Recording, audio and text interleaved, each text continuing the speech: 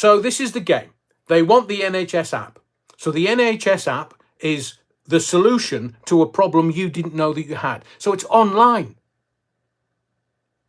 Let's do away with doctors and consultants. We don't need them. We've got AI. And if we have to book our consultations, and if we have to do everything via the app, everything, what do we need doctors for? Well, that's studying for 8 years to become a doctor, and then society's going to go, off you go. We don't trust you. I'll trust AI. They're talking about sentient AI in 2025. So AI can think better than any doctor and has this large language model that has more knowledge than any doctor. So why do we need a GP? We don't. It's coming. So they want the NHS app. Why would they want? What is the problem that we have that this is a solution to? There isn't a problem. There isn't a problem. But you know what else is going to happen? That NHS app that when you got jibber-jabbered 5 years ago, now in March, when you got jibber-jabbered and you were trying to do the right thing, and you were trying to do the right thing by your family, your friends, your community, the NHS app had your vax jibber-jabber status. Remember? So let's just think this through. The Child Safety Bill, they've said they want it all online. They want the NHS app to work. They want their jibber-jabber status, like, MMR or H1F151 BBC CNN. If your child isn't inoculated in the way that the government wants your child inoculated, that information is going to be passed on to the schools. So if your child is not jabbed with the latest jab in a series of jabs, the schools can go, no, you're not coming in. So if you say that they're talking about so many children being taught at home. So for you to teach your kids at home, you might not want them to go to school for various reasons. If you look at the lockdowns back in 2020 to 22, you've got kids at home and their mental health really suffered. All they wanted to do, the little ones just wanted to be at school with their mates, interact with them.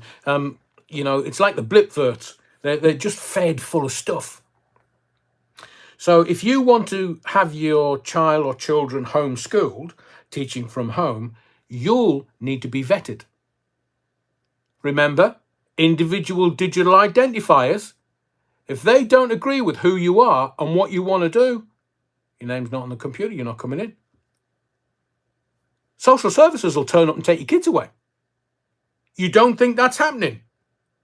Might not be your kids, they might be older, they might be having your grandkids now, but social services will do as they're told for their funding, because that's how governance works. It's not leadership where we go, right, here's the destination, everybody come with me, because this is what we're going to do. There is not, who said that? Herding cats. Yeah, through the back door. There'll be lots of backdoor gags tonight, because Starmer's a fan of that. Through the back door, politically.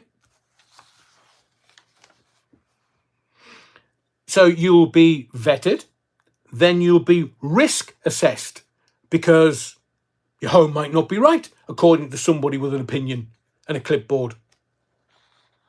Then you'll have to have public liability insurance. Then you'll have to have a health and safety assessment. You're going to have to jump through all these hoops. And remember, local councils run by Labour are the wokerati. And if you don't tick a box, you're not going forward. So your kids can get into school. And if you don't allow your kids to go to school, social services will turn up and they'll take them off you because you're abusing your kids.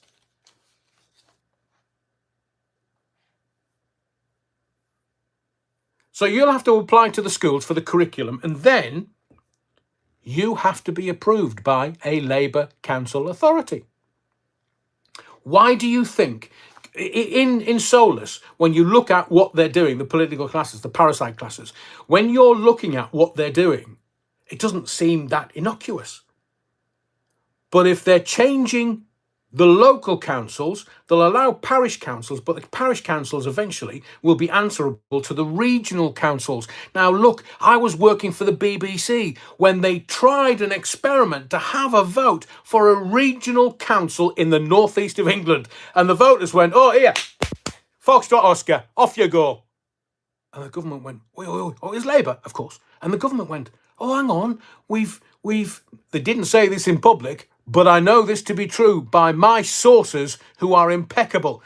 They had the regional chamber all sorted out. It was all decked out. They had everything in place for that vote. And once the vote was yes, they were just going to railroad everything through. Now, today, the vote went yes. So now, via the back door, Starmer's shtick, it's going to be railroaded through.